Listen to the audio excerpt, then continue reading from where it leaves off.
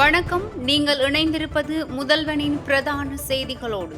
முஸ்லிம் வைத்தியர்களின் ஆடை விவகாரம் கலாநிதி ஜனகன் வெளியிட்ட முக்கிய கருத்து. குற்ற கும்பலுக்கு அடுத்தடுத்து அதிர்ச்சி. எல்டோ தர்மியின் வலது கை அதிரடி கைது. நாட்டில் டெங்கு மரணம் அதிகரிப்பு. 68 உயிர்கள் பலி. 119 பகுதிகளுக்கு அபாய எச்சரிக்கை. ஜப்பானில் இலங்கை மாணவருக்கு நேர்ந்த கொடூரம். 21 வயது இளைஞர் கொலை. கிஸ்புல்லாவிடம் ஊழல் ஆணைக்குழு விசாரணை. சொத்துக்கள் தொடர்பில் வாக்குமூலம். அடுத்தடுத்து அதிர்ச்சி. இளைஞர்களை குறிவைக்கும் குடல் நோய்கள். செயற்கை உணவுகளால் அதிகரிக்கும் ஆபத்து. போதைப்பொருள் குற்றவாளிகளுக்கு தூக்கு. அரசின் அடுத்த அதிரடி நடவடிக்கை. ட்ரம்ப் பதவிக்காலம் முடியும் வரை போர் நீடிக்குமா? ஈரானின் அதிரடி எச்சரிக்கை.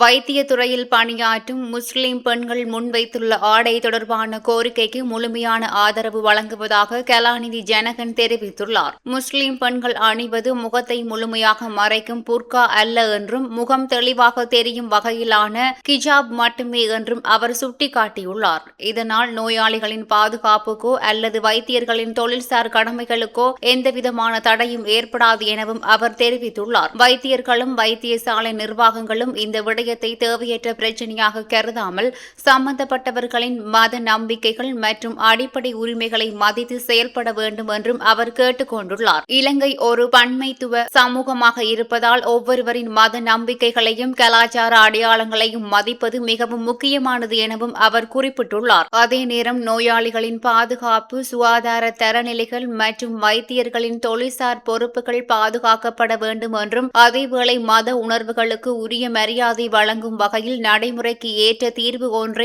விரைவாக எட்ட வேண்டும் என்றும் அவர் வலியுறுத்தியுள்ளார். மத நம்பிக்கைகள் தொடர்பான தவறான புரிதல்கள் காரணமாக சமூக நல்லிணக்கம் பாதிக்கப்படக்கூடாது என்றும் அனைவரும் ஒருவருடைய உரிமைகளையும் மத நம்பிக்கைகளையும் மதித்து செயல்பட வேண்டும் என்றும் கலாநிதி ஜனகன் தெரிவித்துள்ளார். ஒழுங்கமைக்கப்பட்ட குற்ற கும்பலுடன் தொடர்புடையவரும் போதைப் பொருள் கடத்தலில் ஈடுபட்டு வந்ததாக கூறப்படும் எல்டோ தர்மி என்பவரின் உதவியாளர் என கூறப்படும் துமிந்த என்ற நபர் கைது செய்யப்பட்டுள்ளார். கல்கிசை பகுதியில் மேற்கொள்ளப்பட்ட சோதனை நடவடிக்கையின் போது அவர் கைது செய்யப்பட்டதாக போலீசார் தெரிவித்துள்ளனர். கைது செய்யப்பட்ட சந்தேக நபரிடம் இருந்து 10,000 மில்லிகிராம் ஐஸ் போதைப் பொருள் கைப்பற்றப்பட்டுள்ளதாகவும் போலீசார் தெரிவித்துள்ளனர். சந்தேக நபர் ரத்மலானை ஸ்ரீ இந்திரஜோதி வீதியைச் சேர்ந்த 32 வயதுடையவர் தெரிவிக்கப்பட்டுள்ளது. கல்கிசை பிராந்திய குற்றவியல் பணியக அதிகாரிகள் குழுவினர் நேற்று 12ஆம் தேதி குற்றத்தடுப்பு மற்றும் ஊழல் தடுப்பு சோதனை நடவடிக்கைகளில் ஈடுபட்டிருந்த போதே அவரை கைது செய்துள்ளனர். சம்பவம் தொடர்பான மேலதிக விசாரணைகளை போலீசார் முன்னெடுத்து வருகின்றனர். இலங்கையில் டெங்கு நோயின் தாக்கம் தொடர்ந்து அதிகரித்து வருகிறது. நாட்டில் இதுவரை பதிவாகியுள்ள டெங்கு மரணங்களின் எண்ணிக்கை 68ஆக உயர்ந்துள்ளது. தேசிய டெங்கு ஒழிப்பு பிரிவு வெளியிட்டுள்ள புதிய தரவுகளின்படி இந்த ஆண்டு இதுவரை 91,059 டெங்கு நோயாளர்கள் அடையாளம் காணப்பட்டுள்ளனர். இதில் பாதிக்கும் அதிகமானோர் மேல் மாகாணத்தை சேர்ந்தவர்கள். அதாவது மொத்த நோயாளர்களில் 52.98% அல்லது 48,244 பேர் மேல் மாகாணத்தில் பதிவாகியுள்ளனர். மாவட்ட ரீதியில் பார்க்கும்போது ஹம்பகா மாவட்டத்திலேயே அதிகளவான டெங்கு நோயாளர்கள் பதிவாகியுள்ளனர். அங்கு இதுவரை 19,406 பேர் பாதிக்கப்பட்டுள்ளனர். அதேபோல் கொழும்பில் 18,101 பேரும், கண்டியில் 6,491 பேரும் டெங்கு நோயால் பாதிக்கப்பட்டுள்ளனர். மேலும் இந்த ஆண்டில் ஜூலை மாதத்திலேயே அதிகளவான டெங்கு நோயாளர்கள் பதிவாகியுள்ளனர். அந்த மாதத்தில் மட்டுமே 29,971 பேர் அடையாளம் காணப்பட்டுள்ளனர். இதற்கிடையில் ஆகஸ்ட் மாதத்தின் கடந்த சில நாட்களில் மட்டும் 5,714 டெங்கு நோயாளர்கள் பதிவாகியுள்ளனர். தற்போதைய நிலையில் நாட்டின் 119 சுகாதார வைத்திய அதிகாரி பிரிவுகள் டெங்கு அதி அபாய வலயங்களாக தொடர்ந்து அறிவிக்கப்பட்டுள்ளன. எனவே டெங்கு பரவலை கட்டுப்படுத்த பொதுமக்கள் தங்கள் வீடுகள் மற்றும் சுற்றுப்புறங்களில் நீர் தேங்கக்கூடிய இடங்களை அகற்றி நுளம்பு பெருகுவதை தடுப்பதில் அதிக கவனம் செலுத்த வேண்டியது அவசியமாகியுள்ளது.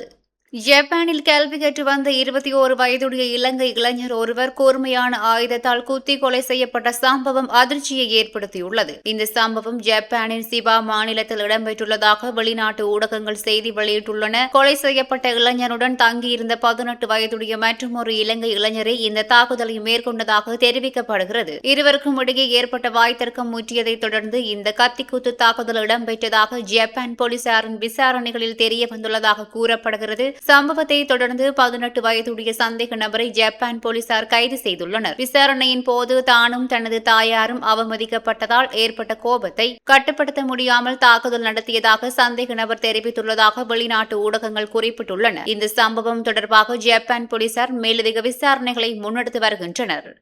நாடாளுமன்ற உறுப்பினர் MLA எம் கிஸ்புல்லா கையூட்டல் மற்றும் ஊழல் விசாரணை ஆணைக்குழுவில் இன்று முன்னிலையாகியுள்ளார். அவரது சொத்துக்கள் தொடர்பில் முன்னெடுக்கப்பட்டு வரும் விசாரணையின் அடிப்படையில் வாக்குமூலம் ஒன்றை வழங்குவதற்காக அவர் ஆணைக்குழுவுக்கு அழைக்கப்பட்டதாக தெரிவிக்கப்படுகிறது. இதன்படி குறித்த விசாரணை தொடர்பில் கிஸ்புல்லாவிடம் அதிகாரிகள் வாக்குமூலம் பதிவு செய்துள்ளதாக தெரிவிக்கப்பட்டுள்ளது. இந்த விவகாரம் தொடர்பான மேலதிக தகவல்கள் இதுவரை வெளியாகவில்லை.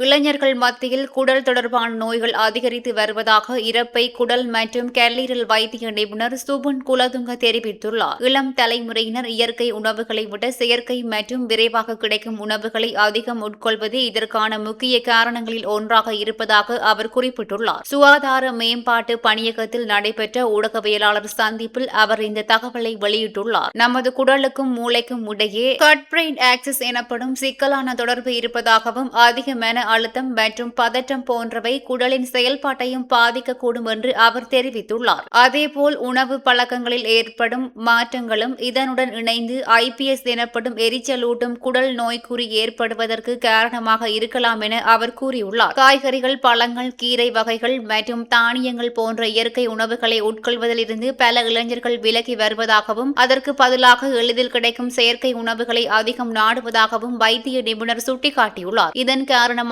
இளம் தலைமுறையினர் IBS உள்ளிட்ட குடல் தொடர்பான பிரச்சினைகள் அதிகரித்து வருவதாக அவர் தெரிவித்துள்ளார். போதைப்பொருள் வர்த்தகர்கள் மற்றும் அதனை பயன்படுத்துவோருக்கு மரண தண்டனை விதிப்பது தொடர்பான விவாதம் தற்போது நாட்டில் தீவிரமடைந்துள்ளது. போதைப் பொருளுடன் தொடர்புடைய குற்றங்களுக்கு மரண தண்டனை வழங்குவது குறித்து ஜனாதிபதியுடனான கலந்துரையாடலின் போது சில யோசனைகள் முன்வைக்கப்பட்டுள்ளதாக தெரிவிக்கப்படுகிறது. இந்த விவகாரம் தொடர்பாக கடந்த 11ஆம் தேதி அமைச்சரவை தீர்மானங்களை அறிவிக்கும் செய்தியாளர் சந்திப்பில் அமைச்சர் நலிந்த ஜெயதிசவும் கருத்து வெளியிட்டிருந்தார். அப்போது போதைப்பொருள் குற்றவாளிகளுக்கு மரண தண்டனை வழங்குவது தொடர்பில் இதுவரை எந்த ஒரு தீர்மானமும் எடுக்கப்படவில்லை என்றும் அது தொடர்பில் பரிந்துரை மட்டுமே என்றும் அமைச்சர் தெரிவித்திருந்தார். இந்த நிலையில் வெலிக்கடை சிறைச்சாலையில் அவசரமாக தூக்குமேடை தயாரிக்கப்பட்டுள்ளதாகவும் தூக்கு தண்டனையை நிறைவேற்றும் அதிகாரிகளாக அலுபோசுகள் 2 நியமிக்கப்பட்டுள்ளதாகவும் உத்தியோகபூர்வமற்ற தகவல்கள் வெளியாகியுள்ளன. எனினும் இது தொடர்பில் அதிகாரப்பூர்வ உறுதிப்படுத்தல் இதுவரை வெளியாகவில்லை. நாட்டில் போதைப்பொருள் வர்த்தகம் மற்றும் பயன்பாட்டுடன் தொடர்புடைய குற்ற செயல்கள் அதிகரித்து வருவதாக கூறப்படும் நிலையில் மரண தண்டனையை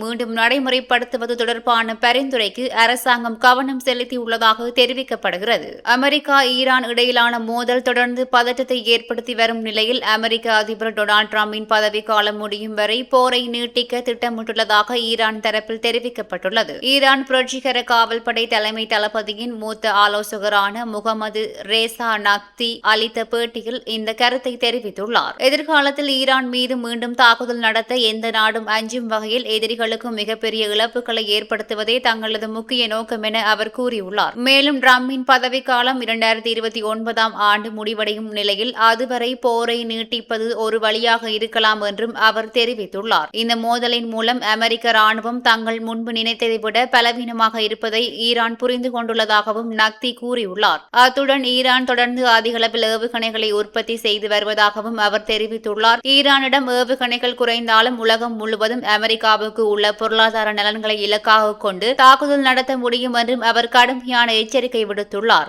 இதற்கிடையில் அமெரிக்க படைகள் சந்தித்து வரும் இழப்புகள் மற்றும் உள்நாட்டில் குறைந்து வரும் ஆதரவு காரணமாக போரை விரைவாக முடிவுக்கு கொண்டு வர டிரம்ப் முயற்சித்து வருவதாக தகவல்கள் வெளியாகியுள்ளன. மேலும் அணுசக்தி ஒப்பந்தத்தை விட கார்முஸ் நீரிணை தொடர்பான பிரச்சினையில் உடன்பாடு ஏற்படுவதே முக்கியம் என்ற நிலைப்பாடு டிரம்ப் எடுத்துள்ளதாகவும் அண்மை தகவல்கள் தெரிவிக்கின்றன. இந்த நிலையில் 2029 வரை போரை நீட்டிப்போம் என்ற ஈரான் தரப்பின் கருத்து அமெரிக்கா ஈரான் மோதலில் மேலும் பதற்றத்தை ஏற்படுத்தியுள்ளது. இத்துடன் முதல்வனின் பிரதான செய்திகள் நிறைவு பெறுகின்றன. தொடர்ந்தும் முதல்வனின் செய்திகளோடு இணைந்திருங்கள். நன்றி, வணக்கம்.